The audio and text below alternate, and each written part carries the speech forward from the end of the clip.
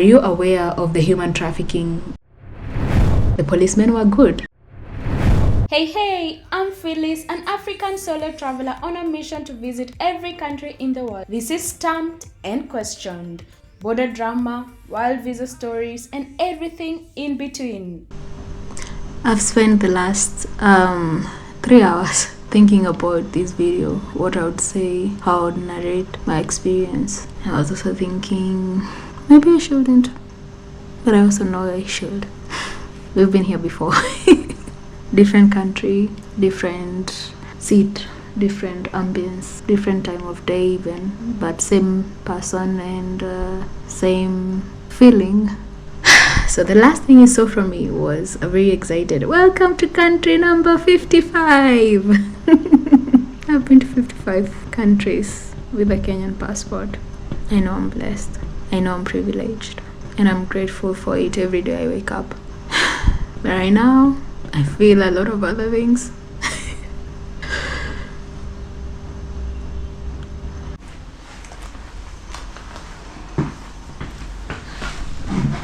Okay, I'm in Lesotho, depending on where you come from. So the locals and South Africans will call it Lesotho or Lesotho. Everybody else will read it as it's written, and it's written Lesotho.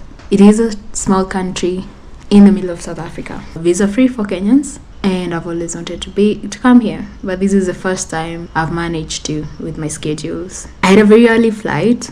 I woke up at 4. I had slept for only like 2 hours, and so maybe it was that, or the fact that it's inside South Africa, and in South Africa I feel like I'm home, and maybe it's because it's an African country. But I didn't take a screenshot of my Airbnb listing, which I usually do. It didn't even occur to me. I had already communicated to my Airbnb host, and she had given me a PIN. I could access it on my WhatsApp, and I also have the email with the Airbnb details, and I have my Airbnb chat. So it's not like I was just blank, right? But I did not take a screenshot, and usually I take a screenshot of the address, but today I didn't. It just didn't occur to me. So we get to Lesotho. It's only a 1-hour flight from Johannesburg, South Africa. We were only like maybe 10 people in the plane. We go to land, but we take off again. We were very close to the ground, and then we took off. We did a whole loop around the airport, and we were told it's because the wind conditions changed, and so we couldn't land. That's the first unusual thing that happened today. It has never happened to me before. I wasn't scared. There was a bit of turbulence during that process, but I didn't feel like, oh, what's happening now? Because they also told us it was wind conditions. So we turned around and we came and we landed. After we landed, I got off the plane. I was very excited. Welcome to country number 55. Welcome to Lesotho. I walk to the immigration, and they give us cards to fill.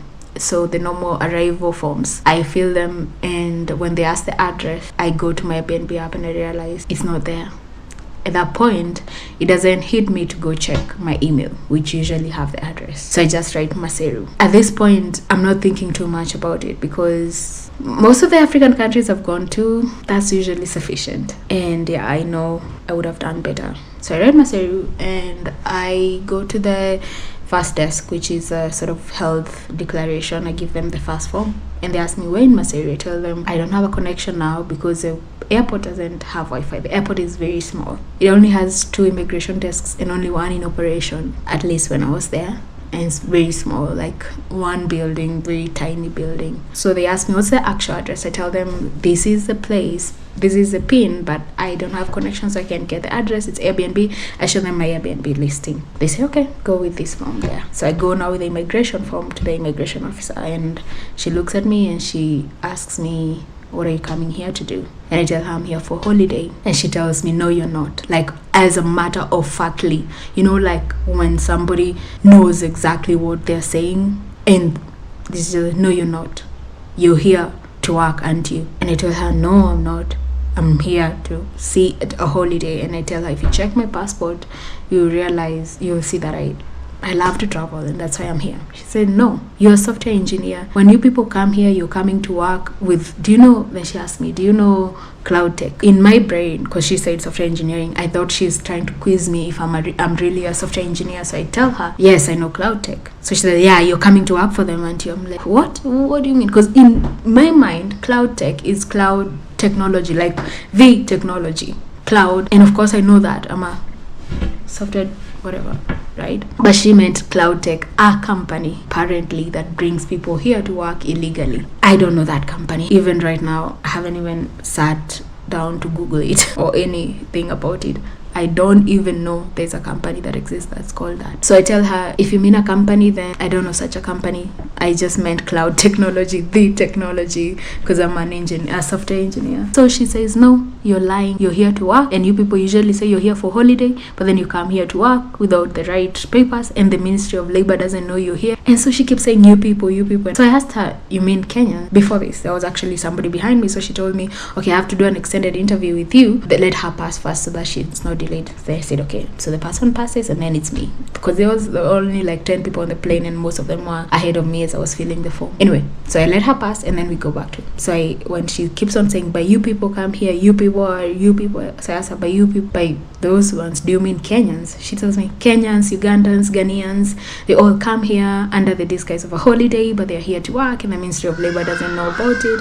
At this point, when she told me to step aside, my heart was racing. But when I stepped aside, as this other lady was being stamped, I think she's a resident or a citizen, so she didn't stay, I commanded my heart to calm down, because I'm not doing anything wrong, I'm not lying. And quite honestly, at that point, I told myself the worst that can happen is they deport me back to South Africa. Literally, at some point you have to just accept the reality, and I did. So I was like, the worst that can happen is that they deport me back to South Africa. I don't want that. I don't want that on my record, because every time you fill a visa form, they always ask you, have you ever been deported from any country? And I don't want to say yes or lie about it. So I don't want that on my record, obviously. But at some point, I am done trying to prove or argue. I don't know how I can call it, but honestly, I didn't feel like doing it anymore. Asked me like, are you sure you're not coming here to help people with the tech companies? I'm like, no, I'm not. And she's like, what about trading? How do you help people with trading? I'm like, I don't help people with trading. I don't even trade myself. I traded once and I lost money, and I've never traded again. And she was like,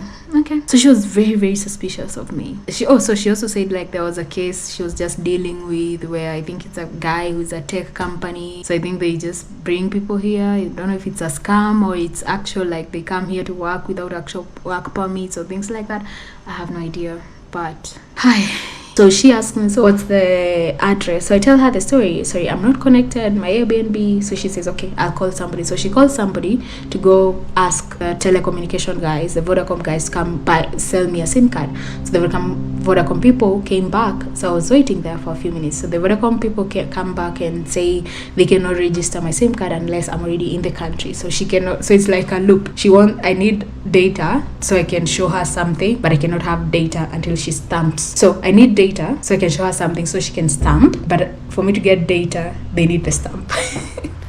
So she was like, okay, this is getting complicated. So she got her phone and she tried calling my host, and my host didn't pick up. It's a work day, she's probably in the office. So this time now it starts giving me nightmares of Bolivia. If you've watched my Bolivia video, this is what happened. They started calling my host. My host was in Europe, a totally different time zone. Anyway, this host is here. I talked to her on WhatsApp. So I'm showing her my WhatsApp communication, and then just like a light bulb moment, I remember, oh wait, emails. So I go to my email and I get the address, but the address is just a road. It doesn't have the name of the building, and I don't know the name of the building, because if you've used Airbnb before, they mostly just say entire apartment self-catering unit, because that's essentially what this place is called. It's a self-catering apartment. So they don't really put the apartment name on Airbnb. Rarely do they do that. And usually, I don't know, I probably should put it on my list to always make sure I ask and get it before I come. But as I said, it was an early flight. This country is African. It's in South Africa. I think somewhere my mind was comfortable, and I didn't remember to do all those like minuscule spot checks. And anything I read about going through the border in Lesotho didn't prepare me that there's gonna be some grilling, right? we stay there for a bit. She's trying to call this host. The host is not picking up. So she calls another officer. So I don't understand Lesotho, but it's a Bantu language. And so sometimes I catch the context of the conversation, even if I don't understand the actual language. So she's saying, this girl is from Kenya, because I would hear Kenya. Then, software engineer, So she's basically saying my case and that they can get my address. So she's going now for back and forth between the email with the Airbnb, my Airbnb hosts on WhatsApp, our chat that we talked about this place, the Airbnb itself, the page, the chat. So it was just the chat. So when you're not connected to Airbnb, like online, you can see your chats, but you cannot see the actual listing. So that was the problem. We do this, we continue. Eventually, she sees on the contact on WhatsApp, you know how you write your name? So the name of the building, so my host, her name, she has written the name of the building and then her names. And so the officer tells me, okay, are you sure you'll go back on Sunday? Show me your return ticket. So I tell her, okay, I show her my return ticket. She's like, you make sure you go back on Sunday. I tell her, yeah, I actually can show you my flights to Cape Town on the same day. So like I'm going to Joburg and then flying to Cape Town the same day. Yes, I am flying on Sunday. So she was like, no, you don't need to show me. Then she told me to write now the name of the building, and I didn't know it. So we went back. She's like, yeah, this is the name of the building. So I get the name of the building and I write it on the card. She stamps for me 1 month and I leave. I get my bag, and the first part to go is customs. So she asked me, what are you here for? And I say, I'm holiday. She looks at me weird, and then she asked, where are you staying? I told her. So now I know the name of the building, so I tell her the name of the building. And then she's like, do you have anything to declare for custom? No. Right. She told me, enjoy your holiday. The next part, just before you exit, there are 4 police officers, 2 with sort of army-like uniform and 2 with normal police uniform, and actually 1 more guy with just a badge with plain clothes. They start asking me questions. What are you here to do? Tell them it's a holiday. Where are you staying? I give them the name of the building. How are you gonna get there? I say taxi. So, because I'm meant to get a cab from the airport to bring me here. Sometimes I use public transport, but if I'm not sure or if the airport is a bit far, I prefer to use cabs. But if you've seen my video, then you know I love traveling like locals, and once I'm in a country and I'm feeling free, then it's enjoyable for me. So they look all skeptical and they are talking amongst themselves in Sesotho, and I can't hear anything, but I can, obviously I know they're talking about me. So eventually they lead me out and they have my passport. So I told them I wanted to get a SIM card, so I pointed at a Vodacom shop. So they give me back my passport, but they're still there lingering. Tell me, go get the SIM card and come back. So I go to the SIM card place, and the guy tells me, sorry, you cannot register your SIM card now because our machines are down. So now I don't have connection, so I cannot get my SIM card. If you also have followed my travels, and you know there are 3 things I do at the airport. I get a taxi, like a means of transport. Then 2 is I get money from the ATM, and 3 I get a SIM card so that I'm online, because as a solo traveler I prefer being online when I'm traveling. Fast fail, they cannot register my SIM card because the machine is down. I asked the guy, are there ATMs here? Because I couldn't see any. He tells me no. Point number 1, guys, if you're coming to Lesotho, get your cash where you are. Especially if you're coming from South Africa, withdraw South African rand from the airport. You can use them here, or you can use a local currency, but there are no ATMs at the airport. At least have enough rand to take you out of the airport, and then you can go to some malls and get cash from the ATM if you need to. Lesson number 1. I go back to my policeman and I tell them they don't have a machine. I was having a trolley pushing my bags, so they tell me we need to go up there, but the trolley, it's stairs, so you can go with this trolley. So I tell them it's okay, I can carry my bags. So I asked them, may I know what this is about? So they said, we just need some extra information from you. We walk the stairs and we go to this room written police. So this room now has a guy sitting here, another one, another guy, a lady, and another guy, and the 2 now guys with a sort of army uniform. So there were a total of 1, 2, 3, 6 officers essentially.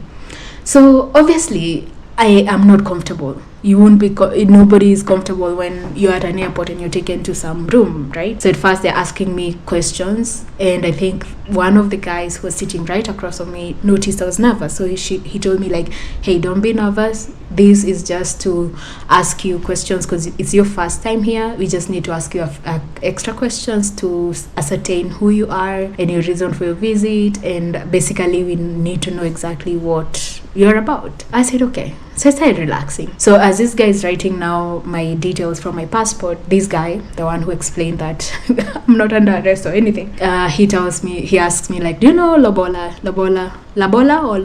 Sorry, South Africans if I'm butchering that. But it's this like dowry ceremony they do here in South Africa. No, not here. Here in Lesotho and also in South Africa. And it's synonymous to our. So I told them, yeah, I know about it. We have a similar version. It's called Rorasho in Kenya. So he asks me like, do you have a father? I tell him, yes, I do. And he asked me, so how many cows would your father ask for? So I told him, in my culture, they don't ask for cows, they ask for goats. So we discussed this. They are surprised because in my tribe, they ask for 99 goats. Anyway, we sort of are having this sort of normal conversation, but I'm still under investigation or questioning, whatever you want to call it. So they asked me a few questions like, where are you going? What are you doing here? Is somebody fetching you? No, I'm like, no, I will take a taxi. So one guy asked me, why are you taking a taxi? Or would you rather take a shuttle? I said like, wait, I mean a cab. I don't mean, because now I realize one of the language barriers was taxis here are the public minivans. And I'm not used to calling them that. Even in South Africa, they call them that, but I'm not used to that name. Taxi in Kenya is a cab, like Uber or Bolt or a normal cab, but that's the taxi. So they thought I meant I'm using public transport, and then told them, no, I just meant to catch a cab, like private transport. So one of the guys in the army uniform asked me like, are you aware of the human trafficking incidents that have been happening? I was like, no. Honestly, no, I don't. Maybe that's my bad again. I didn't read anything about it. I didn't see anything about it.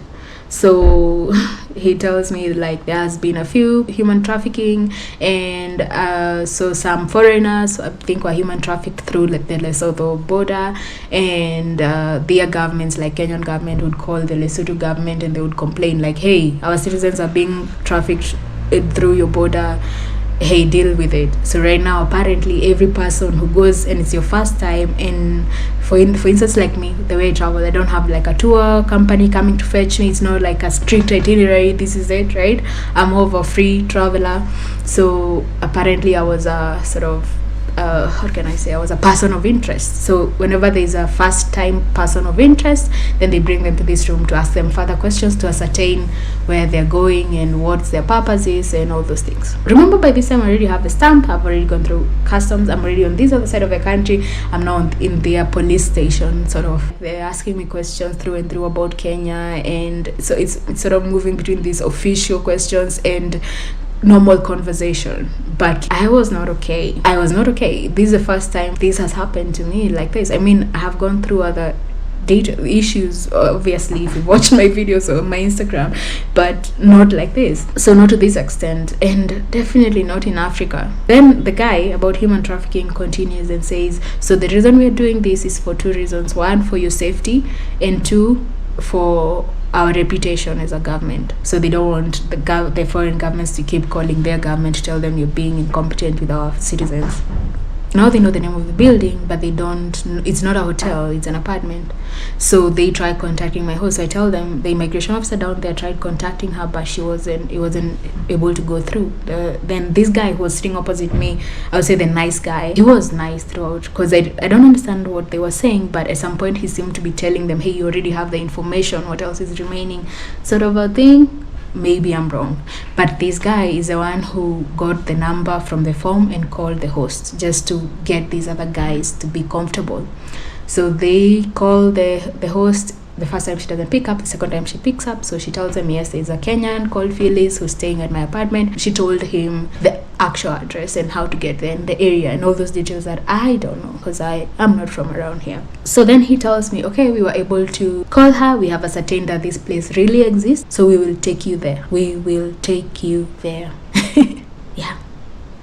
It sounds exactly as it felt. So they tell me there's one more place to go. They were asking me to leave my bag, but I didn't want to leave my laptop bag, because that's like, if you take my clothes bag, it's okay, but these are the one, everything, my passports, my wallets, everything is on that one. So I had to safeguard it. So I went with it. So the other guy just took my passport, got photocopies of the stamps into the country and also my actual information, and then wrote my address and the number of the host. And then I went back to the police. That was just quick. So I come back and I knock and I tell them, hey, I'm done. So they were like, okay, They started discussing who will take me, and then I think they were not agreeing. So he told me like, hey, could you wait outside there for 2 minutes? So I go outside, and now I'm like, I do not know what's happening. I'm about to get a police escort, and I'm not sure if it's a good thing or bad thing.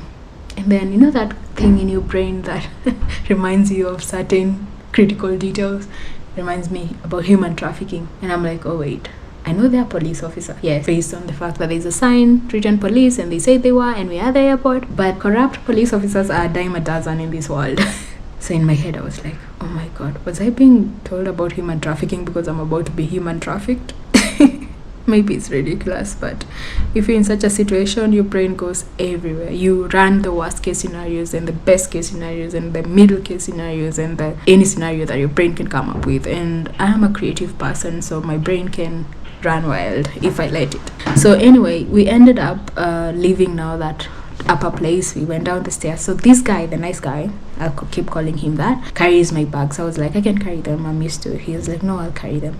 So he carries my bag. We walk now outside. We go to the police car, and it's written police service. So that's a good thing, at least. So they are discussing in Lesotho. Apparently the car is full, so me and him, the guy, nice guy carrying my bag, have to use his personal car. So we go to his personal car, and I sneakily take a picture of his number plates because, as I said, worst case scenario, best case scenario, middle case scenarios, you run all of them and you do what you can. So worst case scenario, I'm being trafficked today. At least I got a number plate. But remember, I'm offline, so as much as it's like if somebody ever will find my phone, they'll probably find the number. Sorry, I'm laughing, but also I'm crying, so I'm gonna stop. Okay. Okay, I'm back. Anyway, that was my thought when I took that. So I took a picture of the car, and it's just in my phone. So I get into the car, I wear my safety belt, we start driving. That was the most tense drive, because on the surface it's a good thing, they are giving me a free ride to my Airbnb, but under the surface a lot has happened for me to just be happy-go-lucky I got a ride. So this guy is good. We have some small talks, and we talk about a few things, Lesotho, Kenya, normal. We laugh-ish. I'm laughing very shallow, you know, but it's inside I'm almost erupting, breaking down. So the police car, the one that was full, is now behind us. So it's going behind us, and we're in front. We get to a junction, and we stop. Both cars stop, and the driver, the nice guy, is talking to the other policemen, and they're saying something that I obviously don't understand. But when we leave, they say like, oh, they just were telling me about the SIM card at the mall. So apparently we're gonna stop by the mall to get me a SIM card. Okay, mixed feelings. Then we drive. We get to the mall. We actually get to the mall, and the guy tells me, oh, I see 2 people have gotten off, so I think from here we can use the police car.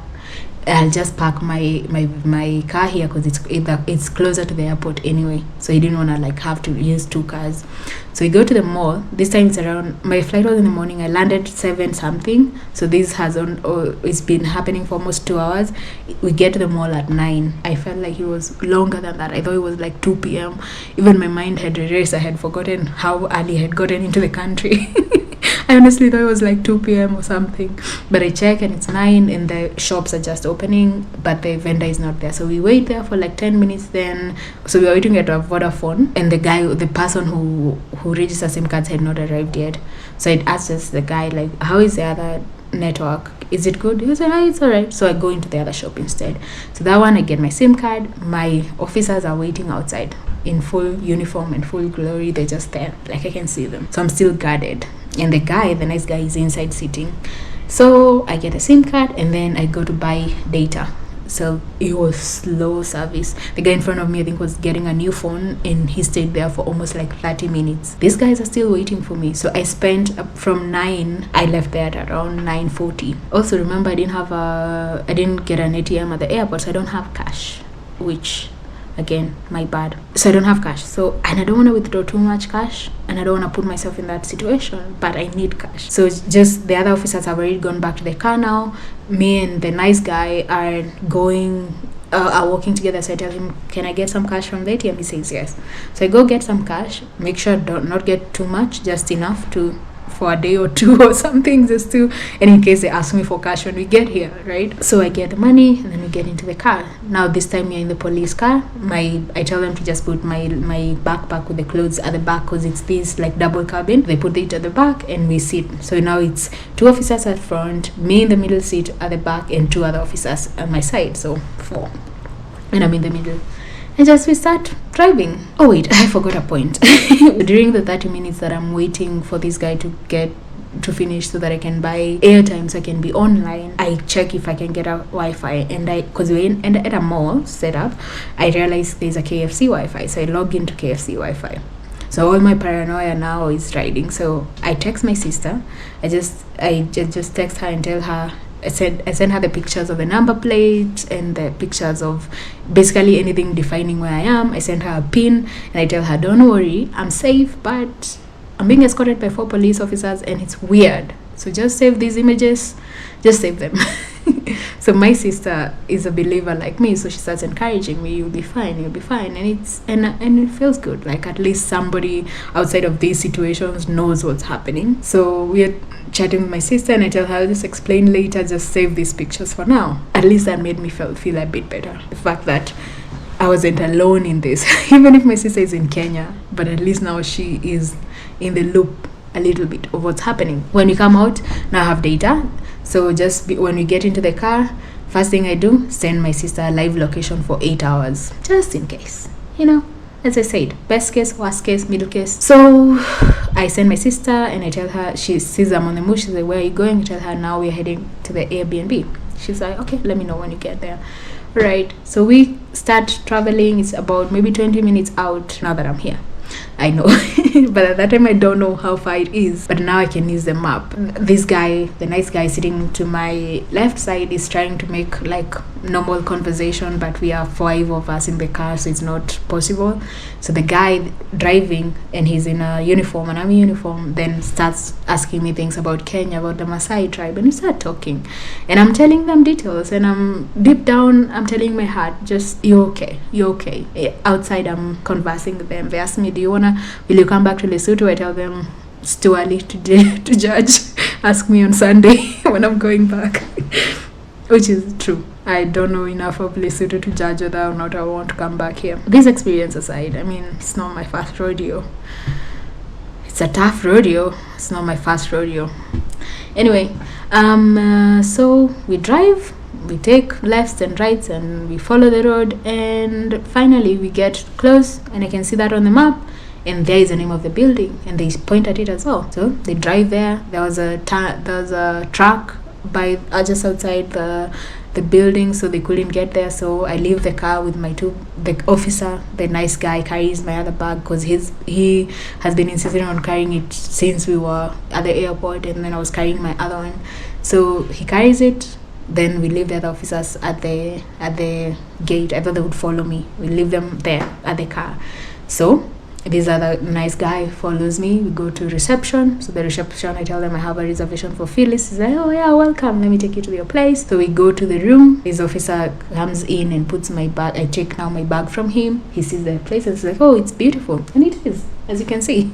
He takes my number, then one I just bought, the Lesotho one, and he says bye. Oh, also the driver of the truck the driver of the police car also asked for my number, and I gave him. I think this is a blessing in disguise. It didn't feel like it the back then. Still doesn't feel like it fully, but I'm glad I'm here telling you the story. Blessing. So the officer just leaves. He didn't even ask for money. I didn't offer it, and he just goes. He's like, okay, enjoy your time here. And I say thank you, bye, and I lock my door and I break down. And here we are, me telling the story as it's fresh, because I have no idea what just happened. So long story short, I landed in Lesotho. I went to immigration. They grilled me for a few minutes. They were not believing that I'm here for holiday. They thought I'm here under some guise of a company and I don't want to leave. They're still not sure by the time they stamp. I go to customs. They are also not sure why I'm traveling alone. I go to exit. The army guys and the police, they take my passport, They take me to their police room, whatever, at the airport, or station, whatever you want to call it, at the airport. They ask me more questions while making conversation. So it's it's a weird situation. They call my host, guess the actual location, and they offer to drop me off. I have no idea what to think about that. And then they actually drive me, well, first in a personal car and then in the police car. We stop by the mall to get a SIM card, and they wait for nearly an hour without even rushing me, and then they drop me off at my Airbnb, and here I am.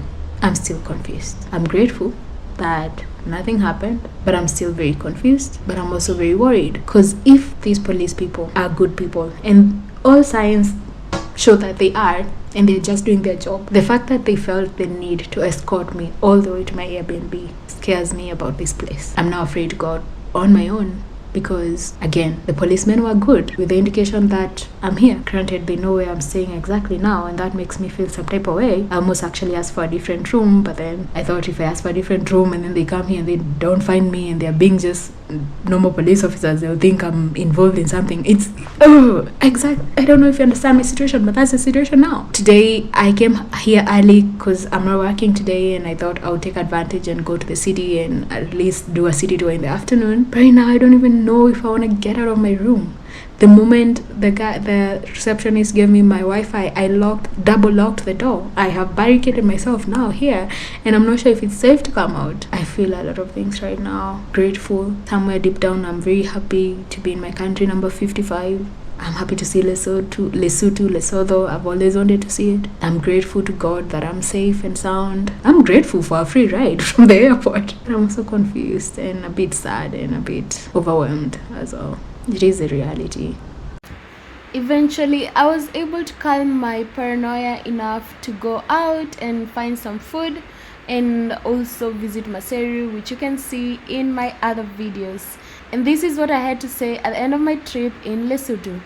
Anyway, this has been my time here in Lesotho. It's been something. It's been a roller coaster, but I'm really happy that I got to see the city and I got to meet some nice people, even though briefly. And yeah, I know I'll come back. I think that's what we had said. So I think I'll come back, but that time I'll come for more of like the hiking and the nature, not the city anymore. But yeah, that was Lesotho.